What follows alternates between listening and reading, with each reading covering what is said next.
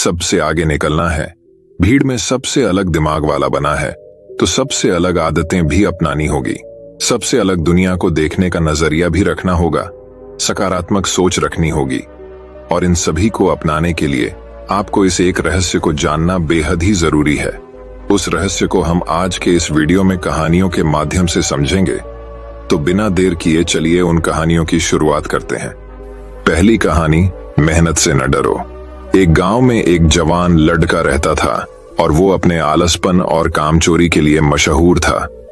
सभी गांववासी उसे आलसी कहकर ही पुकारते थे, क्योंकि वो पूरे दिन एक पेड़ के नीचे पड़ा रहता और लेटते लेटते वो अपने फ्यूचर के बारे में सोचता रहता और अच्छे अच्छे सपने देखता।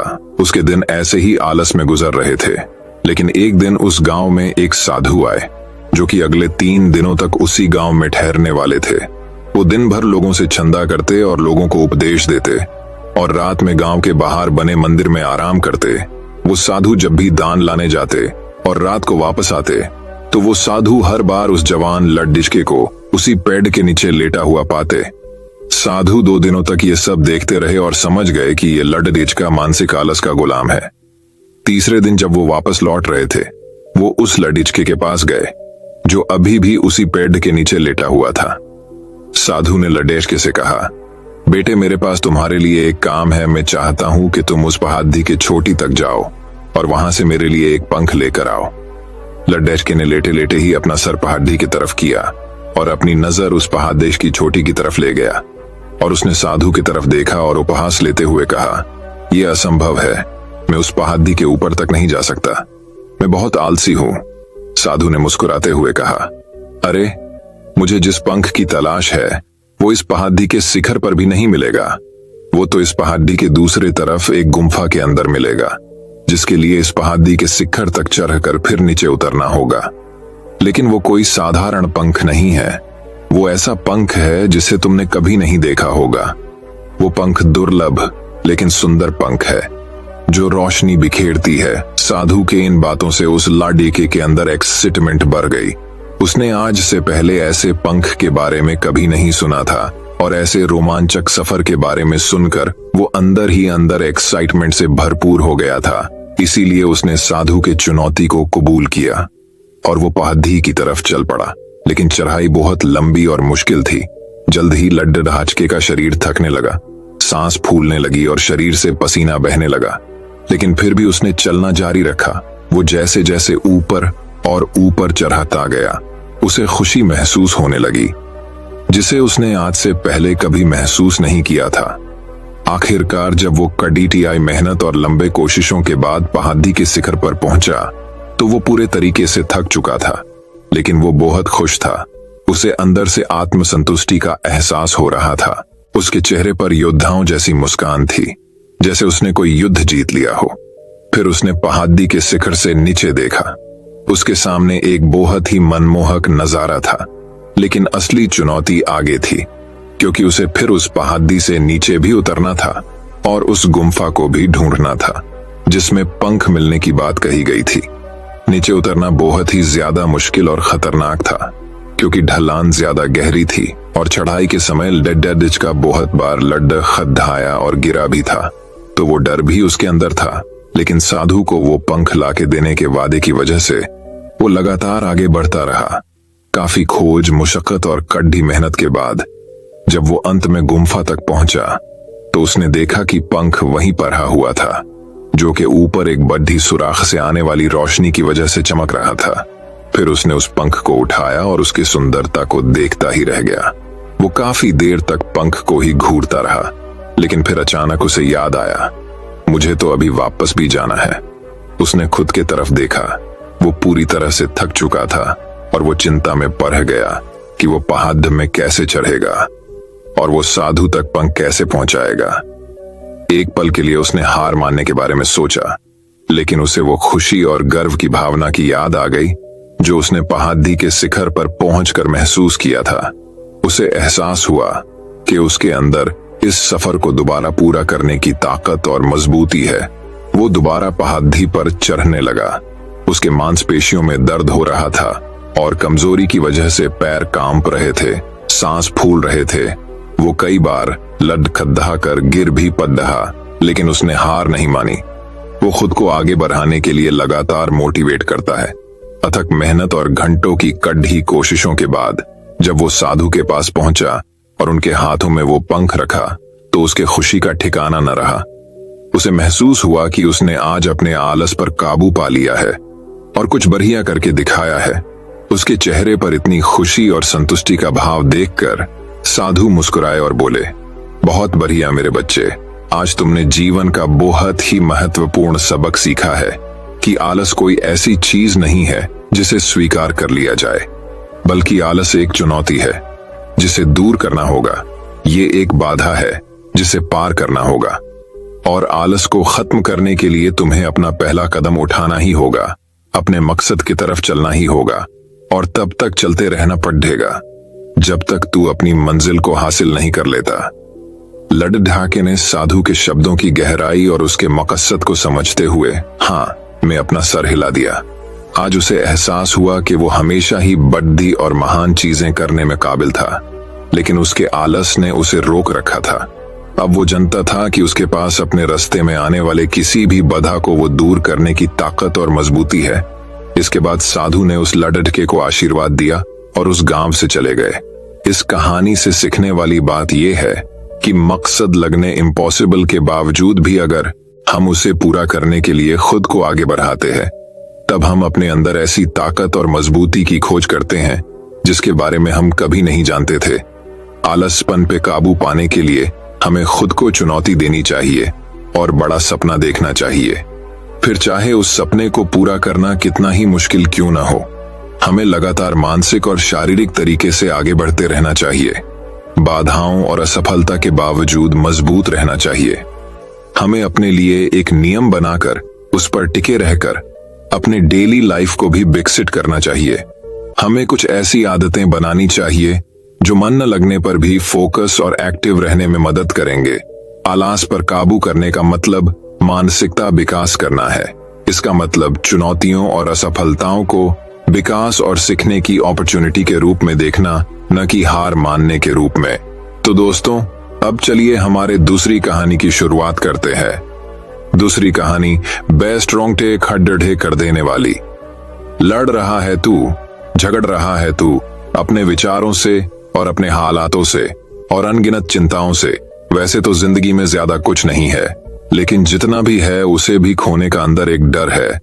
मन तो न जाने कितने ही चीजों का करता है, लेकिन जहां इच्छा पूरी करने के लिए पैसों की बात आती है, वहां पर मन को हमेशा मारना पड़ता है। अगर घर पर कोई बीमार है तो मन करता है कि इनकी अच्छी जगह इलाज कराएं, लेकिन चाहकर भी नहीं करा पाते। कहीं शादी में जाना होता है तो पहले से चिंता होती है कि पहनेंगे क्या। अगर सेम कपड़े हर जगह पहनेंगे तो लोग क्या सोचेंगे। शर्म आती है उस समय, तकलीफ होती है दिल में जब पापा को दिन भर काम करता हुआ देखते हैं। वह खुद की इच्छा दबा लेंगे, लेकिन वह अपनी पूरी कोशिश करेंगे कि जब तक जिंदा है तब तक तुम्हारी पूरी ख्वाहिशों को पूरा करें। वह भले ही पूरे साल भर 80 रुपए के स्लीपर चप्पल पहन लेंगे, अगर टूट जाएगी तो टांके लगवा देंगे, लेकिन पूरी कोशिश करते हैं कि बचपन में तुम सही चप्पल पहनो। पूरी फैमिली के मन में चिंता होती है कि महीना खत्म होने वाला है, घर का किराया भी देना है, लड़की के लिए लड़का भी देखना है और लड़के के लिए लड़की देखनी है। और हमारे हिंदुस्तान में इंसान नहीं बल्कि उसकी हैसियत देखी जाती है। लोग आपसे पूछेंगे कि आप कितना कमा लेते हो, ताकि वह लोग ये डिसाइड कर पाए कि आपको कितनी इज्जत देनी है। महंगाई दिन ब दिन बढ़ रही है, लेकिन आपकी कमाई नहीं बढ़ पा रही। खर्च बढ़ रहे हैं, लेकिन आपकी आमदनी नहीं बढ़ पा रही है। सिर्फ अठन्नी है, लेकिन खर्च रूपों में हो रहे हैं। हालत दिन ब दिन बदतर होते जा रहे हैं। यही समझ नहीं आ रहा है कि करूं क्या, जिंदगी में क्या करूंगा, पता नहीं। क्या बनूंगा, यह भी पता नहीं। और क्या पता आपके माता पिता संघर्ष करते करते ही दुनिया को अलविदा कह दे। क्या पता आपका लाइफ पार्टनर ही आपको छोड़ दे क्योंकि आपका फ्यूचर सिक्योर नहीं है। क्या पता आपको इससे भी बुरे दिन देखना पड़े। माँ बाप ने उनके जिंदगी में थोड़े से पैसे कमाए, वह भी आपके ही एजुकेशन के लिए लगा दिए। बाहर आपको पढ़ने भेजो, इस विश्वास के साथ कि कुछ करेगा, ये कुछ तो बनेगा। हर परिवार में ऐसा कोई एक होता है जो परिवार के गरीब की रेखाओं को तोड़कर पूरे परिवार को अमीर बना देता है।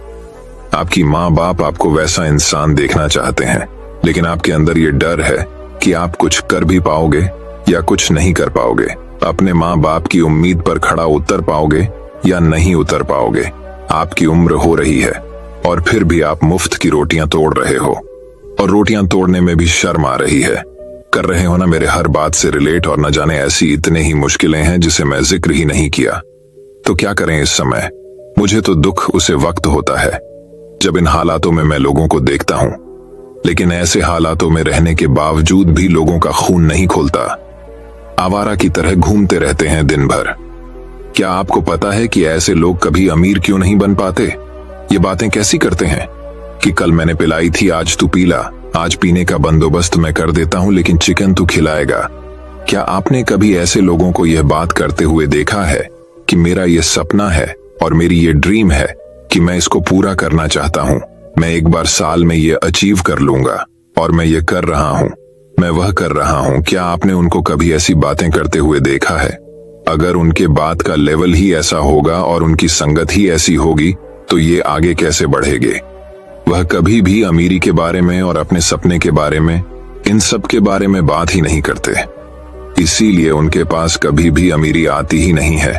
तुम्हें हक नहीं है अपने हालात को दोस्त देने का, क्योंकि तुम 7 से 8 घंटे रोजाना फोन चला रहे हो। घर वालों की इज्जत ना करके तुम अपनी गर्लफ्रेंड पर दुनिया भर के सारे प्यार लुटा दे रहे हो। मैं तो कहता हूं कि तुम बहुत लकी हो अगर तुम एक गरीब परिवार में जन्म लिए हो, क्योंकि ऊपर वाला सिर्फ गरीब लोगों को ही अमीर बनने का मौका देता है। मैं शुक्रगुजार हूं अपने खुदा का जो मैं एक लोअर मिडिल क्लास फैमिली में पैदा हुआ हूं। मेरे पास खोने को कम और पाने को बहुत कुछ बाकी है। मेरे हालात बदलने के लिए खुदा ने मुझे 2 चीज दी थी, एक मेरा शरीर और दूसरा मेरा दिमाग, और ये दोनों ही चीज काफी हैं मेरी जिंदगी को बदलने के लिए। लेकिन मैंने अपने हालातों को नहीं दिया दोष। मैंने अपनी जिंदगी में सिर्फ बढ़ाया जोश, मेहनत हर दिन किया, संघर्ष हर दिन किया, और वह सारी चीजें देखी जो एक लोअर मिडिल क्लास वाला देखता है। मैं एक स्लीपर चप्पल को साल भर पहन लूंगा, लेकिन उधार लेकर एक नई चप्पल नहीं लेकर आऊंगा। और मन में एक उम्मीद थी और अटल विश्वास था कि मैं कर सकता हूं, मैं करूंगा और मैं करके ही रहूंगा। और अटल विश्वास के ताकत को दुनिया की कोई भी ताकत नहीं रोक सकती। पता करो वह चीजें जो तुम्हें आगे बढ़ने से रोक रहे हैं, उन सब चीजों को आज ही के आज अपनी जिंदगी से निकाल दो, खत्म कर दो। तू गम के अंधेरों में से बाहर निकल और कर्मों का तूफान पैदा कर, और मेहनत हर दिन कर, और संघर्ष हर दिन कर, और खुद पर विश्वास रख के मैं कर सकता हूं और मैं यह करूंगा। और अगर कर्म करने के बाद भी अगर कर्म का फल ना मिले तो सब्र रख। जिंदगी नीचे गिरा है तो फिर ऊपर उठ और परेशानियों को खींच के एक तमाचा मार और बोल उसे, तू मुझे कब तक रोकेगी? कब तक तुम मुझसे मेरा हक का छीनोगे? एक दिन ऐसा आएगा जब परेशानियों को तुम्हारे आगे झुकना होगा और हार मानना होगा। परेशानियां भी झुकता है, बस झुकाने वाला चाहिए। एक दिन दुनिया में तुम्हारा नाम का भी शोर होगा, एक दिन दुनिया में तुम्हारा भी डंका बजेगा, और एक दिन ऐसा भी आएगा कि तुम्हारा वक्त नहीं तुम्हारा दौर आएगा। तो दोस्तों, अब चलिए हमारे तीसरी कहानी की शुरुआत करते हैं। तीसरी कहानी। एक समय की बात है कि एक गांव में एक किसान रहता था जिसके पास एक गधा था, और वह गधा काफी बूढ़ा हो चुका था और वह अपने मालिक के लिए उतना काम नहीं कर पाता था। लेकिन वह गधा जंगल में घास खा रहा था, तभी वह एक बड़े से गड्ढे में गिर जाता है। वो जो गड्ढा बहुत बड़ा और गहरा था। उस गधे ने गड्ढे से निकलने की बहुत कोशिश की। वह लगातार जंप करता रहा, लेकिन वह गड्ढे से बाहर नहीं निकल पाया। गधा यह देखकर डर गया और जोर जोर से चिल्लाने लगा। फिर लगभग 1 घंटे के बाद उसे किसका पड़ोसी वहां से गुजर रहा था, तभी उसे गधे की जोर जोर से चिल्लाने की आवाज आई। पड़ोसी वहां से गुजर रहा था, तभी उसे गधे की जोर जोर से चिल्लाने की आवाज आई, और वो उस बड़े से गड्ढे के पास गया और उसके अंदर देखा। जैसी ही उसने उस गड्ढे में उस किसान के गधे को दिखा, तू तुरंत गांव गया और उस किसान को इस बारे में बताया। जैसे ही उस किसान को अपने गधे की बात पता चली, वह और उसके गांव वाले उसे गधे को बचाने के लिए उसे गड्ढे के पास पहुंचे। किसान ने गड्ढे के अंदर देखा तो उसको अपना गधा दिखा जो बेब्स था और अपने मालिक को देख रहा था। उस किसान ने और बाकी लोगों ने बहुत कोशिश की उस गधे को बाहर निकालने की, लेकिन कोई भी उसे बाहर नहीं निकाल पाया। उन सब लोगों ने हर तरीका अपना कर देख लिया, लेकिन वह गधा बाहर नहीं निकल पाया। यह देखकर वह किसान बहुत उदास हो गया। बहुत कोशिश करने के बाद भी वह सब मिलकर उस गधे को बाहर नहीं निकाल पाए। तभी उसे किसान ने सोचा कि यह गधा तो बहुत बूढ़ा हो गया है, और फिर किसान और बाकी लोगों ने उस गड्ढे को वहीं दफना कर देने का सोचा। सभी लोगों ने उस गड्ढे के अंदर मिट्टी डालना शुरू किया, और तभी वह गधा समझ गया कि मेरे साथ क्या हो रहा है। इस बात से वह बहुत उदास हो गया। वह पहले ही इतनी प्रॉब्लम में था और उसका मालिक उसे जिंदा दफनाना चाहता था। यह सोचकर वह जोर जोर से चिल्लाने लगा, लेकिन वह लोग उसे पर मिट्टी डालते रहे। थोड़ी देर मिट्टी डालने के बाद जब उस किसान ने उस गड्ढे में देखा तो वह देखकर हैरान हो गया। उसने देखा कि जब वह सारे लोग उस गड्ढे के ऊपर मिट्टी डाल रहे थे तो वो गधा अपनी पीठ को शेक हिला कर रहा था और मिट्टी को नीचे गिराकर उस पर खड़ा हो जा रहा था। और थोड़ी देर के बाद वह सारे लोग हैरान हो जाते हैं, क्योंकि वह गधा ऐसा करते करते उसे गड्ढे के बहुत ऊपर आ गया था, और तभी वह गड्ढे से जंप लगाकर बाहर आ जाता है। अगर हम अपनी लाइफ में झांक कर देखें तो हमें पता चलेगा कि हम अपनी जिंदगी में कई बाधाओं का सामना करते हैं, और तब हमें यह समझ नहीं आता है कि अब हमें क्या करना चाहिए। ऐसी सिचुएशन से घबराकर साहस नहीं हारना चाहिए, बल्कि हमें उन बाधाओं के साथ कदम मिलाकर आगे बढ़ना चाहिए। अगर वह गधा अपना साहस को खो देता तो उसका मरना तय था, लेकिन उसने अपना साहस नहीं खाया और अपने ऊपर गिरी मिट्टी को सरकाकर उस पर खड़ा होता गया और उस गड्ढे से बाहर आ गया। ठीक इसी तरह हमें भी अपना साहस नहीं खोना चाहिए और थोड़ा सुकून से अपनी प्रॉब्लम के बारे में सोचना चाहिए। हमें अपने रास्ते में आने वाली बाधाओं से हारना नहीं है, बल्कि बाधाओं को अपॉर्चुनिटी की तरह देखना है और अपनी लाइफ में आगे बढ़ना है। तो दोस्तों, अब चलिए हमारे चौथी कहानी की शुरुआत करते हैं। चौथी कहानी, एक मकड़ी ने आराम से रहने के लिए एक शानदार जाला बनाने का विचार किया और सोचा कि इस जाले में खूब कीड़े मक्खियां फंसेंगे और मैं उन्हें आहार बनाकर मजे से रहूंगी। उसने कमरे के एक कोने में जाला बुनना शुरू किया। तभी अचानक उसकी नजर बिल्ली पर पड़ी, जो उसे देखकर हंस रही थी। मकड़ी को गुस्सा आ गया, लेकिन बिल्ली बोली, हंसूं नहीं तो क्या करूं? यहाँ मक्खियां नहीं है, यहाँ कौन आएगा तेरे जाले में? बात मकड़ी के गले उतर गई। उसने अच्छी सलाह के लिए बिल्ली को धन्यवाद दिया और जाला अधूरा छोड़कर दूसरी जगह तलाश करने लगी। उसने खिड़की में जाला बुनना शुरू किया। तभी एक चिड़िया आई और मकड़ी का मजाक उड़ाते हुए बोली, अरे मकद्दी, तू भी कितनी बेवकूफ है। अरे यहाँ तो खिड़की से तेज हवा आती है, तू तो अपने जाले के साथ ही उड़ा डाच जाएगी। मकड़ी को चिड़िया की बात ठीक लगी और वह वहां भी जाला अधूरा बना छोड़कर सोचने लगी, अब कहां नाला बनाया जाए। तभी उसे एक अलमारी का खुला दरवाजा दिखा और उसने उसी में अपना जाला बुनना शुरू किया। कुछ जाला बुना ही था, तभी उसे एक काकरोच नजर आया जो जाले को अचरज भरी नजरों से देख रहा था। बोला, अरे यहाँ कहां जाला बुनने चली आई? ये तो बेकार की अलमारी है, अभी यह यहाँ पड़ी है, कुछ दिनों बाद इसे बेच दिया जाएगा, तुम्हारी सारी मेहनत बेकार चली जाएगी। यह सुनकर मकड़ी ने वहां से हट जाना ही बेहतर समझा। बार बार प्रयास करने से वह काफी थक चुकी थी और उसके अंदर जाला बुनने की ताकत ही नहीं बची थी। उसे पछतावा हो रहा था कि अगर पहले ही जाला बुन लेती तो अच्छा रहता। उसने पास से गुजर रही चींटी से मदद करने का आग्रह किया। चींटी बोली, मैं बहुत देर से तुम्हें देख रही थी, तुम बार बार अपना काम शुरू करती और दूसरों के कहने पर उसे अधूरा छोड़ देती, और जो लोग ऐसा करते हैं उनकी यही हालत होती है। और ऐसा कहते हुए वह अपने रास्ते चली गई और मकड़ी पछताती हुई निढाल पड़ी रही। दूसरों की बात अगर सुनते रहोगे तो खुद का कब सुनोगे। तो दोस्तों, अब चलिए हमारे पांचवी कहानी की शुरुआत करते हैं। पांचवी कहानी, घास और बांस। एक व्यापारी था। किसी कारणवश उसका बिजनेस पूरी तरह डूब गया और वो पूरी तरह हताश हो गया। वह अपने जीवन से बुरी तरह थक चुका था। एक दिन परेशान होकर वह जंगल में गया और काफी देर वहां अकेला बैठा रहा। कुछ सोचकर भगवान से बोला, मैं हार चुका हूं, मुझे कोई एक वजह बताइए कि मैं क्यों ना हताश हूं। मेरा सब कुछ खत्म हो चुका है। भगवान ने जवाब दिया, तुम जंगल में इस घास और बांस के पेड़ को देखो। जब मैंने घास और इस बांस के बीज को लगाया, मैंने दोनों की देखभाल की, बराबर पानी दिया बराबर प्रकाश दिया। घास बहुत जल्दी बड़ी होने लगी और इसने धरती को हरा भरा कर दिया। लेकिन बांस का बीज बड़ा नहीं हुआ। लेकिन मैंने बांस के लिए अपनी हिम्मत नहीं हारी। दूसरे साल घास और घनी हो गई, उस पर झाड़ियां आने लगीं। लेकिन बांस का बीज वैसा कै वैसा ही रहा। लेकिन मैंने फिर भी बांस के बीज के लिए हिम्मत नहीं हारी। तीसरे साल भी बांस के बीज में कोई वृद्धि नहीं हुई। लेकिन मित्र, मैंने फिर भी हिम्मत नहीं हारी। चौथे साल भी कुछ नहीं हुआ, लेकिन मैं लगा रहा।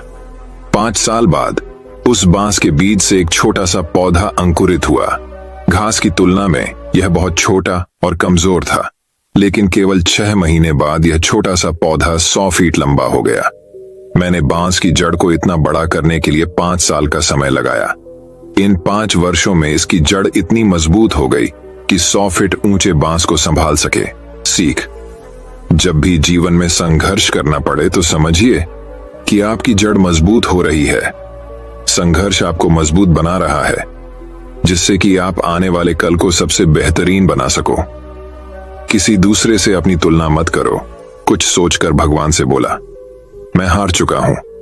मुझे कोई एक वजह बताइए कि मैं क्यों ना हताश हूं। मेरा सब कुछ खत्म हो चुका है। भगवान ने जवाब दिया, तुम जंगल में इस घास और बांस के पेड़ को देखो। जब मैंने घास और इस बांस के बीज को लगाया, मैंने दोनों की देखभाल की, बराबर पानी दिया, बराबर प्रकाश दिया। घास बहुत जल्दी बड़ी होने लगी और इसने धरती को हरा भरा कर दिया। लेकिन बांस का बीज बड़ा नहीं हुआ। लेकिन मैंने बांस के लिए अपनी हिम्मत नहीं हारी। दूसरे साल घास और घनी हो गई, उस पर झाड़ियां आने लगीं। लेकिन बांस का बीज वैसा कै वैसा ही रहा। लेकिन मैंने फिर भी बांस के बीज के लिए हिम्मत नहीं हारी। तीसरे साल भी बांस के बीज में कोई वृद्धि नहीं हुई। लेकिन मित्र, मैंने फिर भी हिम्मत नहीं हारी। चौथे साल भी कुछ नहीं हुआ, लेकिन मैं लगा रहा। 5 साल बाद उस बांस के बीज से एक छोटा सा पौधा अंकुरित हुआ।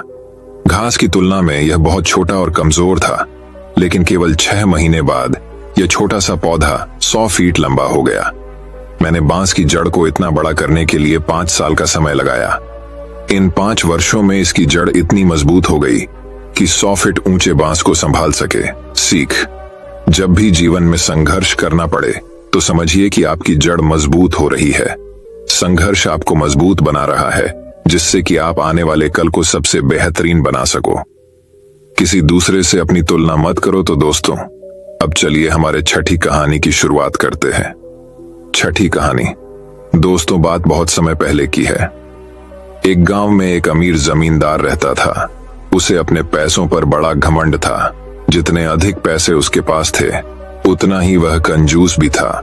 अपने खेतों में काम करने वाले किसानों से वह खूब काम करवाता, मगर पगार कौड़ी भर भी न देता। मजबूर गरीब किसान मन मारकर उसके खेत में काम करते। उसी गांव में रामू नामक एक किसान रहता था। उसके पास थोड़ी सी जमीन थी। उसी में खेती बाड़ी कर वह अपना और अपने परिवार का गुजारा चलाता था। रामू बड़ा मेहनती था। वह दिन भर अपने खेत में काम करता और अपनी मेहनत के दम पर इतनी फसल प्राप्त कर लेता कि अपने परिवार के लिए 2 वक्त की रोटी जुटा सके। गांव के बाकी किसानों के पास रामू के मुकाबले अधिक जमीनें थीं। वे रामू की मेहनत देखकर हैरान होते कि कैसे इतनी सी जमीन में वह इतनी फसल उगा लेता है। एक साल गांव में भयंकर सूखा पड़ा। बिना बारिश के खेत खलिहान सूखने लगे। गरीब किसानों के पास सिंचाई की कोई व्यवस्था न थी। वे सिंचाई के लिए बारिश पर ही निर्भर थे, इसलिए उनकी सारी फसल बर्बाद हो गई। रामू के साथ भी यही हुआ। अपने छोटे से खेत में वह किसी तरह अपने परिवार का पालन पोषण कर रहा था। अब उनके सामने भूखे मरने की नौबत आ गई। मजबूरी के कारण वह गांव के जमींदार के पास कर्ज मांगने गया। जमींदार कंजूस तो था। उसने सोचा कि यदि उसने रामू को पैसे दिए तो ये लौटा तो पाएगा नहीं, इसलिए इसे अपने खेत में काम पर लगा लेता हूं। मेहनती तो ये है ही और मजबूर भी। कम पैसों में दुगुनी मेहनत करवाऊंगा। उसने रामू से कहा, देख रामू, मैं तुझे कर्ज तो दे नहीं सकता, लेकिन तेरी इतनी मदद कर सकता हूं कि तुझे अपने खेत में काम पर रख लूं। तुझे महीने के 1000 रुपए दे दिया करूंगा, पर मालिक दूसरे किसान तो 2000 पाते हैं। रामू बोला, करना है तो कर, वरना मेरे पास किसानों की कमी नहीं। जमींदार बोला, मजबूर रामू क्या करता। हामी भरकर घर लौट आया। अगले दिन से जमींदार के खेत में काम करने लगा। मेहनती तो वह था ही, वह खूब मेहनत और लगन से काम करता। उसने 4 महीने का काम 2 महीने में ही कर दिया। ये देख जमींदार बहुत खुश हुआ, लेकिन इसके मन में मक्कारी जाग उठी। उसने सोचा कि 4 महीने का काम तो इसने 2 ही महीने में कर दिया, क्यों ना इसे निकाल दूं। इससे मेरे 2 महीने के पैसे बच जाएंगे। उसने रामू को बुलाया और उसके 2 महीने के पैसे देकर कहा, रामू, यह ले तेरे पैसे, कल से मत आना, अब मुझे तेरी जरूरत नहीं। ये सुनकर रामू परेशान हो गया।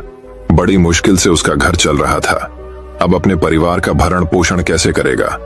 वह जमींदार के सामने गिड़गिड़ाने लगा कि उसे काम से न निकाले, लेकिन जमींदार ने उसकी एक न सुनी और उसे काम से निकाल दिया। रामू आंखों में आंसू लेकर घर लौटा। चिंता से रात भर उसे नींद नहीं आई। सुबह उठकर उसने फैसला किया कि वह फिर से जमींदार के पास जाएगा और उससे विनती करेगा कि उसे वापस काम पर रख ले। वह जमींदार के घर के सामने जाकर बैठ गया। सुबह उठकर जाट जमींदार अपने घर से बाहर निकला तो रामू को घर के सामने बैठा हुआ देखा। उसने रामू से पूछा, क्या हुआ रामू, क्यों आया है? रामू जमींदार की पैरों पर गिर पड़ा और गिड़गिड़ाते हुए बोला, मुझ पर दया कीजिए मालिक, मुझे काम पर रख लीजिए, मेरा परिवार भूखा मर जाएगा। जमींदार ने उसकी एक न सुनी और उसे धक्के मार के वहां से निकाल दिया। रामू उस समय तो वहां से चला गया, लेकिन अगली सुबह फिर सेठ के घर के सामने जाकर बैठ गया। जमींदार ने उसे फिर बुरा भला कहकर भगा दिया। अब से रोज यही क्रम चलने लगा। रामू रोज जमींदार के घर के सामने जाकर बैठ जाता और जमींदार उसे भगा देता। पूरे गांव में इस बात की चर्चा होने लगी। सब जमींदार को भला बुरा कहने लगे। तंग आकर जमींदार ने सोचा कि क्यों ना कुछ दिन परिवार सहित दूसरे गांव चला जाऊं। मुझे घर पर ना देखकर रामू यहां आना बंद कर देगा। अगले दिन वह परिवार सहित दूसरे गांव अपने रिश्तेदार के घर चला गया। 10-15 दिन रिश्तेदार के घर रहने के बाद जब वह अपने घर लौटा तो रामू को अपने घर के सामने बैठा नहीं पाया। वह मन ही मन खुश हुआ कि चलो उससे पीछा छूटा, लेकिन वह चकित भी हुआ कि आखिर रामू ने आना बंद क्यों कर दिया। उसने गांव वालों को बुलाकर पूछा तो पता चला कि रामू घायल है और अपने घर पर पड़ा हुआ है। जमींदार ने पूछा, क्या हुआ उसे? एक जमींदार ने कहा, मालिक, आप जब दूसरे गांव चले गए थे तब भी रामू आपके घर के सामने बैठा रहता था। एक दिन आपका खाली घर देखकर कुछ चोर चोरी करने के इरादे से आपके घर में घुसे, लेकिन वे रामू की नजर में आ गए। रामू अपनी जान की परवाह न कर उनसे उलझ गया और उन्हें भगा दिया। उनके बीच हुई हाथपाई के कारण रामू घायल हो गया। ये जानकर जमींदार को खुद पर शर्म आने लगी कि उसने रामू के साथ कितना बुरा किया, लेकिन इसके बाद भी रामू उसके घर चोरी होने से बचाने के लिए चोरों से उलझ गया। वह पछताने लगा। उसने रामू के घर जाने का फैसला किया। वह रामू के घर पहुंचा तो देखा कि रामू बड़ी दयनीय अवस्था में चारपाई पर पड़ा हुआ है। उसके बच्चे भूख से बिलख रहे हैं। ये देख जमींदार का दिल भर आया। उसने रामू से अपने किए की माफी मांगी, उसका इलाज करवाया और ठीक होने के बाद अच्छी पगार के साथ उसे फिर से काम पर रख लिया। दोस्तों, यह कहानी हमें यह शिक्षा प्रदान करती है कि कभी किसी के साथ बेईमानी नहीं करनी चाहिए। सदा जरूरतमंदों की सहायता करनी चाहिए और अपना काम ईमानदारी से करना चाहिए। तो दोस्तों, अब चलिए हमारी 7वीं कहानी की शुरुआत करते हैं। 7वीं कहानी। अब 7वीं कहानी कुछ इस प्रकार शुरू होती है। एक राजा के पास एक सुंदर घोड़ी थी। वह उससे बहुत प्रेम करता था और उसका विशेष ख्याल रखता था। इसका कारण यह था कि युद्ध क्षेत्र में घोड़ी ने कई बार राजा के प्राणों की रक्षा की थी। ये घोड़ी की वफादारी थी जिसने राजा का दिल जीत लिया था। घोड़ी ने कई वर्षों तक राजा की सेवा की और पूर्ण वफादार बनी रही। जब उसकी उम्र हो गई तो उसकी जगह उसके बेटे ने ले ली। वो हृष्ट पुष्ट था, मगर उसमें एक खामी थी, वह जन्म से ही काना था। इस बात को लेकर वह हमेशा दुखी रहा करता था। एक बार उसने घोड़ी से पूछा, माँ, मैं काना क्यों जन्मा? घोड़ी ने बताया, बेटा, जब तू मेरे गर्भ में था उस समय एक दिन राजा मेरी सवारी कर रहा था और मेरे कदम लड़खड़ा जाने पर आवेश में आकर उसने मुझे एक चाबुक मार दिया था। शायद यही कारण है कि तू काना जन्मा। ये सुनकर काने घोड़े का मन राजा के प्रति क्रोध से भर उठा। वह बोला, माँ, राजा ने मुझे जीवन भर का दुख दिया है। मैं उससे इसका प्रतिशोध लूंगा। घोड़ी ने समझाया, नहीं बेटा, राजा हमारा पालक है, उसके प्रति प्रतिशोध की भावना अपने हृदय में मत ला। क्षणिक आवेग में उसे क्रोध आ गया और वह स्वयं पर नियंत्रण नहीं रख पाया। इसका अर्थ ये कतई नहीं कि वह हमसे प्रेम नहीं करता। तू प्रतिशोध लेने का विचार अपने हृदय से निकाल दे। मां के समझाने पर भी काने घोड़े का क्रोध शांत नहीं हुआ। वह राजा से प्रतिशोध लेने का अवसर ढूंढने लगा। बहुत जल्द उसे यह अवसर मिल भी गया। राजा युद्ध के मैदान में काने घोड़े पर सवार था। उसके और उसके पड़ोसी राज्य के राजा के बीच घमासान युद्ध छिड़ा हुआ था। तलवारबाजी करते करते अचानक राजा घोड़े से नीचे गिर पड़ा। मौत उसके करीब थी। काना घोड़ा उसे वहीं उसी हाल में छोड़कर भाग सकता था, लेकिन उसने ऐसा नहीं किया। उसने फुर्ती दिखाई और राजा को फिर से अपनी पीठ पर बिठाकर उसके प्राण बचा लिए। वह चकित था कि उसने ऐसा क्यों किया। जिस व्यक्ति ने उसे काना बनाया, उसने उसके प्रति वफादारी क्यों दिखाई? क्यों उससे प्रतिशोध नहीं लिया? ये प्रश्न उसने घोड़ी से पूछा तो वह मुस्कुराते हुए बोली, तू आखिर बेटा किसका है? मेरा ना। मेरी छत्र छाया में तू पला बड़ा है। जो संस्कार मैंने तुझे दिए हैं वे तेरी रग रग में रच बस गए हैं। उन संस्कारों के विपरीत तू जा ही नहीं सकता। वफादारी तेरे खून में है बेटा, तू वफादार ही रहेगा। दोस्तों, यह कहानी हमें यह शिक्षा प्रदान करती है कि दोस्तों, संस्कारों का आचरण पर बड़ा गहरा प्रभाव पड़ता है। जिन संस्कारों के साए में बच्चे का पालन पोषण होता है, वे उसके अवचेतन में गहरे तक समाहित हो जाते हैं। ऐसे में अपने संस्कारों के विपरीत वह जा ही नहीं सकता। संस्कारों का सबसे बड़ा आधार परिवार है, जहां से संस्कारों की नींव पड़ती है। हर माता पिता की जिम्मेदारी है कि वे अपने परिवार को अच्छे संस्कारों की नींव दें। अच्छे संस्कार के परिवार का व्यक्ति संस्कारी बनेगा और अपने कर्मों से समाज में सदा सम्मान पाएगा। तो दोस्तों, अब चलिए हमारे 8वीं कहानी की शुरुआत करते हैं। 8वीं कहानी दोस्तों बात बहुत समय पहले की है। बहुत समय पहले की बात है। एक राज्य में एक राजा रहता था। वह अक्सर वेश बदलकर अपने राज्य के गांव और नगरों के भ्रमण पर निकलता और प्रजा के हालचाल लिया करता था। एक दिन वह हमेशा की तरह वेश बदलकर भ्रमण पर निकला। एक रास्ते पर पहुंचकर उसे विचार आया कि क्यों न मैं अपने राज्य के लोगों की परीक्षा लूं। आखिर मुझे भी तो पता चले कि मेरे राज्य की प्रजा के चरित्र का पता चले। उसने एक रास्ते के किनारे पड़ा एक बड़ा सा पत्थर रास्ते के बीचों बीच ढकेल दिया। रास्ते के बीचों बीच आ जाने की वजह से पत्थर ने आधा रास्ता घेर लिया था। वह रास्ते पर अवरोध की तरह था। राजा पेड़ के पीछे छुप गया और देखने लगा कि कौन उस रास्ते के पत्थर को हटाता है। कई लोग उस रास्ते से गुजरे और रास्ते पर पड़े पत्थर को देखकर अपनी असुविधा जताने लगे। वे राजा की बुराइयां करते कि उसे प्रजा की परेशानियों का ध्यान नहीं है। रास्तों पर इस तरह बड़े बड़े पत्थर पड़े रहते हैं, लेकिन उन्हें बंटने की कोई व्यवस्था नहीं रहती, किंतु कोई भी इस पत्थर को वहां से हटाने का प्रयास नहीं करता। राजा छुपकर सारा हाल देख रहा था। कई घंटे बीत गए थे, किंतु किसी ने उस पत्थर को हटाने का प्रयास नहीं किया था। राजा दुखी हो गया कि उसके राज्य के लोग कितने स्वार्थी हैं, जो दूसरों की मीन मेख तो निकालते हैं, पर खुद भलाई का कोई काम नहीं करते। वह स्वयं रास्ते पर पड़ा पत्थर हटाने के लिए आगे बढ़ा। तभी उसने देखा कि एक किसान पीठ पर धान की बोरी लादे आ रहा है। वह फिर पेड़ के पीछे छुप गया। उसने सोचा, इस व्यक्ति को देख लेता हूं, इसने भी पत्थर न हटाया तो मैं स्वयं हटा दूंगा। किसान पत्थर के पास पहुंचा और ठहर गया। उसने अपने पीठ की भारी बोरी किसी तरह उतारी और एक किनारे रख दी। फिर वह पत्थर के पास गया और उसे हटाने के लिए जोर लगाने लगा। किसी तरह उसने पत्थर रास्ते के किनारे सरका दिया और हाथ झाड़ता हुआ बुदबुदाया। अब इस पत्थर के कारण रास्ते से जाने वाले राहगीरों को कोई परेशानी नहीं होगी। वह अपनी बोरी उठाने के लिए बढ़ने लगा तो उसकी नजर एक पोटली पर पड़ी। वह उसी स्थान पर थी जहां पत्थर पड़ा था। राजा ने ही वह पोटली पत्थर के नीचे दबाई थी। उसके साथ एक पत्र भी था। किसान ने पत्र पढ़ा। उसमें लिखा था, ये पोटली राज्य के राजा की तरफ से रास्ते का पत्थर हटाने वाले व्यक्ति का पुरस्कार है। किसान ने पोटली खोली। उसके सोने के सिक्के थे। उसने मन ही मन राजा का धन्यवाद किया। फिर सोने के सिक्कों की पोटली कमर में बांधकर और धान की बोरी पीठ पर लादकर अपने घर की ओर चला गया। एक रास्ते में आने वाली हर बाधाएं उन्नति का अवसर है, इसलिए बाधाओं से डरे नहीं, उनका सामना करें और उन्हें हटाकर जीवन में तरक्की के मार्ग पर आगे बढ़े। दोना परोपकार करने वाले व्यक्ति को परोपकार का शुभ फल अवश्य मिलता है। तो दोस्तों, अब चलिए हमारे 9वीं कहानी की शुरुआत करते हैं। 9वीं कहानी। एक राज्य में एक राजा राज करता था। वह एक शानदार महल में रहता था जो कीमती पत्थरों से बना था और जिसमें तरह तरह की नक्काशियां की हुई थीं। महल इतना सुंदर था कि उसके चर्चे दूर दूर तक फैले हुए थे।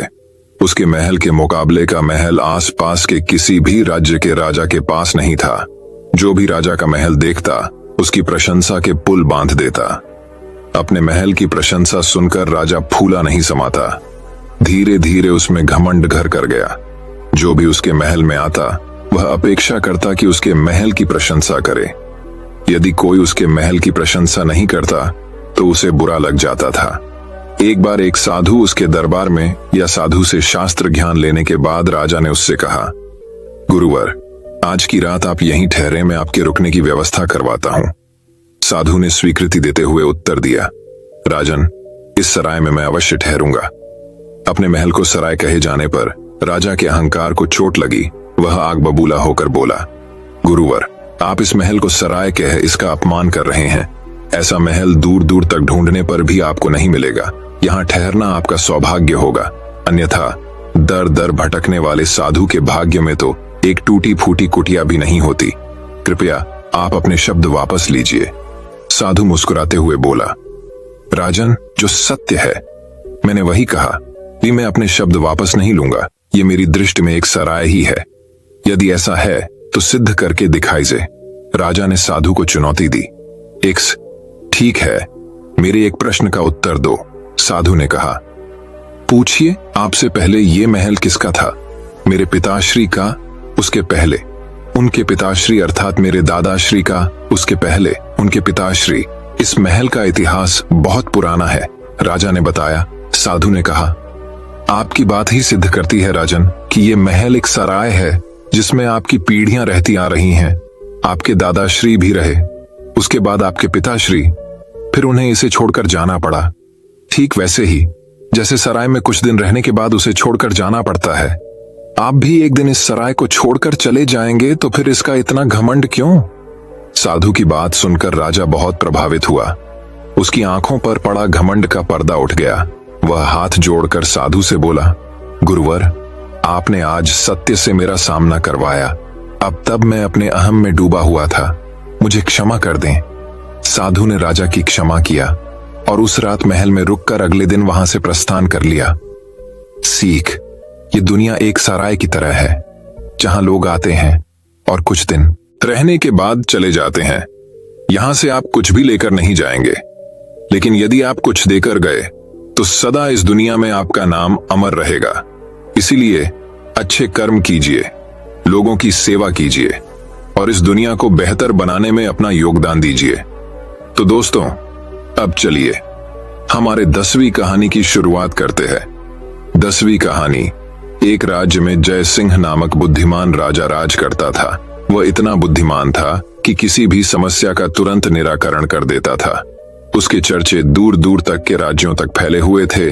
कई पड़ोसी राज उसकी बुद्धिमानी से ईर्ष्या करते थे और उसे नीचा दिखाने के प्रयोजन से उसकी बुद्धि की परीक्षा के लिए तरह तरह के पैंतरे आजमाते थे। एक बार एक पड़ोसी राजा की पुत्री राजकुमारी चंद्रकला के कानों में राजा जयसिंह की बुद्धिमानी के चर्चे पड़े। उसने भी उसकी परीक्षा लेने की ठान ली। उसने अपने एक दूत के हाथों 2 फूल राजा जयसिंह के पास भिजवाए और साथ ही एक पत्र भी। राजा जयसिंह ने पत्र पढ़ा। पत्र में लिखा था, महाराज, आपकी बुद्धिमानी के चर्चे बहुत सुने होगी। आप वाकई बुद्धिमान हैं, तो मेरे द्वारा भिजवाए 2 फूलों में से असली और नकली फूल को पहचानिए। ध्यान रहे, आप उन्हें छू नहीं सकते। राजा ने देखा कि दोनों फूल बिल्कुल एक जैसे हैं, उनमें कोई भिन्नता नहीं। कुछ देर विचार करने के बाद राजा ने अपने एक सेवक को महल की खिड़कियां खोलने का आदेश दिया। सेवक ने खिड़कियां खोल दी। महल की कई खिड़कियां शाही बाग की तरफ खुलती थीं। कुछ देर में कुछ मधुमक्खियां महल में प्रविष्ट हुईं। पड़ोसी राज्य के दूत के हाथों के 2 फूलों में से एक फूल पर वे मंडराने लगी। राजा जय सिंह समझ गए कि वही असली फूल हैं। उन्होंने उस फूल की तरफ संकेत करके कहा कि वही असली फूल है। राजा का उत्तर सही था। दरबार में राजा की बुद्धिमानी की प्रशंसा होने लगी। दूर ने वापस जाकर राजकुमारी चंद्रकला को राजा जय सिंह के उत्तर के बारे में बताया। राजकुमारी भी उनकी बुद्धिमान पर प्रसन्न हुई और अपने पिता से कहकर उनसे विवाह करने की इच्छा प्रकट की। कुछ ही दिनों में राजा जय सिंह और राजकुमारी चंद्रकला का विवाह हो गया और वे लोग सुख से जीवन व्यतीत करने लगे। सीख बुद्धिमानी हर प्रश्न का हल और हर समस्या का निराकरण है। इसलिए जब भी कोई प्रश्न या समस्या सामने हो तो बुद्धि का प्रयोग करें। तो दोस्तों, अब चलिए हमारे 11वीं कहानी की शुरुआत करते हैं। 11वीं कहानी। एक गांव में एक किसान रहता था। वह बहुत लालची था। अपने लालच के कारण अक्सर वह गांव के लोगों को धोखा दिया करता था। धीरे धीरे गांव के लोग उसका स्वभाव अच्छी तरह समझ गए और उससे किनारा कर लिया। किसान के घर में उसकी पत्नी और 2 बच्चे थे। गांव के लोगों द्वारा किनारा कर लेने पर पत्नी ने किसान को बहुत समझाया कि लालच छोड़ दे और दूसरों को अपने फायदे के लिए इस्तेमाल न करे, न ही धोखा दे। लेकिन किसान नहीं माना। तंग आकर किसान की पत्नी बच्चों सहित अपने मायके चली गई। किसान घर पर अकेला रह गया। खेत के काम के साथ ही घर के काम की जिम्मेदारी भी उसके सिर पर आ गई। वह अब भी रोज खेत में जाता और काम करता, लेकिन काम के दोहरे बोझ के कारण उसका काम प्रभावित होने लगा। गांव में कोई उसके साथ काम नहीं करना चाहता था और अकेले काम करना उसके बस में नहीं था। एक दिन उसने सोचा, क्यों ना मैं खेत में काम करने के लिए पास ही के जंगल में जाकर किसी जानवर को ले आऊं, उसे थोड़ा बहुत खाना देकर मनमर्जी काम करवा लूंगा। अगले दिन वह जंगल गया और एक भालू को अपने खेत में काम करने का प्रस्ताव दिया। भालू ने पूछा कि इसके बदले वह उसे क्या देगा। किसान ने कहा कि वह उसे 2 वक्त का भोजन दे देगा। भालू राजी नहीं हुआ। उसने कहा कि उसे 2 वक्त के भोजन के साथ ही फसल में भी हिस्सा चाहिए। किसान ने सोचा कि अभी इसकी बात मान जाता हूं, बाद में कोई ऐसी तरकीब निकाल लूंगा कि इसे फसल में कोई हिस्सा न देना पड़े। उसने हामी भर दी। भालू उसके साथ खेत में चला आया। अगले दिन किसान ने भालू से कहा कि मैं इस बार जो फसल उगाऊंगा उसका आधा आधा हिस्सा दोनों आपस में बांट लेंगे। ऊपर का हिस्सा तुम ले लेना, मैं नीचे का हिस्सा ले लूंगा। भालू मान गया। किसान ने खेत में आलू उगाए। भालू दिन रात खेत में काम करता रहा। जब फसल हुई तो किसान ने जड़ में लगे सारे आलू ले लिए और भालू को ऊपर की पत्तियां दे दी। भालू समझ गया कि किसान ने उसे मूर्ख बनाया है। वह नाराज होकर जंगल जाने लगा। तब किसान ने उसे भलाकर रोकते हुए कहा कि अगली बार वह उसे नीचे का हिस्सा दे देगा। भालू मान गया और जंगल वापस नहीं गया। इस बार भी वह पूरी मेहनत से रात और दिन एक करके काम करता रहा, मगर किसान ने चालाकी दिखाकर इस बार खेत में आलू की नहीं बल्कि गेहूं की फसल बोई थी। जब फसल कटाई का समय आया तो किसान ने सारे गेहूं ले लिए और भालू को जड़ दे दी। भालू बहुत नाराज हुआ कि किसान ने उसे दोबारा मूर्ख बनाया। इस बार वह किसान के लाख मनाने पर भी नहीं माना और जंगल लौटने लगा। भालू बहुत दुखी था क्योंकि इतनी मेहनत के बाद भी उसे कुछ हासिल नहीं हुआ था। गांव के कुछ किसानों ने उसे दुखी देखा तो कारण पूछने लगे। भालू ने उन्हें सारी बात बता दी। किसान भालू की मेहनत देख चुके थे।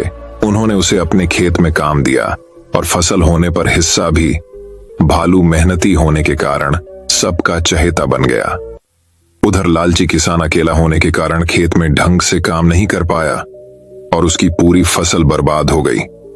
उसने गांव वालों से मदद मांगी, मगर कोई उसकी मदद को ना आया क्योंकि वह सबका विश्वास खो चुका था। वह अपने किए पर पछताता रह गया। सीख 1।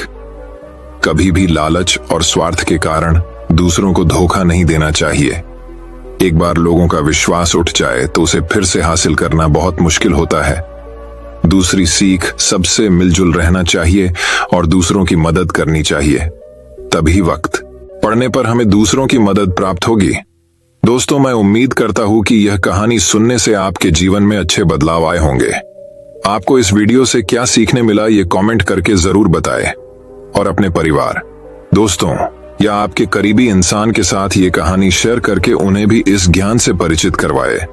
बाकी अगर आपको ये वीडियो दिल से अच्छी लगी हो तभी इस वीडियो को लाइक कर देना और आपने अब तक इस चैनल को सब्सक्राइब न किया हो तो चैनल को सब्सक्राइब भी जरूर कर देना। आपका हर दिन शुभ हो और खुशियों से आपका जीवन भरा रहे। धन्यवाद। नमो बुद्धाय।